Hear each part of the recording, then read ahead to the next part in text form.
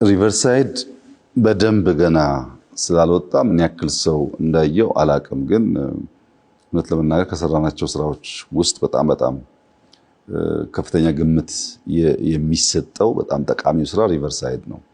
አዲስ አበባ ላይ ክሎስ ቱ 50 ኪሎ ሜትር የሆነ አጠቃላይ የሚሰራው የሪቨርሳይድ 8 ወንዞች ላይ ይሰራል። አንደኛው ለምሳሌ ከእንጦጦ ጫፍ ጀምሮ በፒያሳ አቋርጦ በፒኮክ የሚሄደው ነው።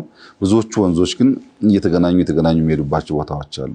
አንደኛውን ብቻ መስመር መስራት የምትፈልገውን ግብ ያሳካል። ምክንያቱም ከአንደኛው የሚመጣ ቆሻሻ ስለሚያበላሸው ሪቨርሳይዱ ብዙ ሀገራት እኔም ያየሁት የተለመደው ሪቨር ባንኩን የውሃ መሄጃውን ብዙ ሀገራት አሳምረው በድንጋይ አድርገው ሰርተዋል። ንጹህ ውሃ እንዲሄድበት ብዙ ቦታ ይታያል። የኛ ለየት የሚያደርገው ግን ከውሃ መሄጃው ግራና ቀኝ እንደየቦታ ሁኔታ 50 100 ሜትር ድረስ ወክወይ ያለው ፕላንቴሽን ያለው መዝናኛ ቦታ ያለው ለእይታ በጣም ማራኪ የሆነ ነገር ነው።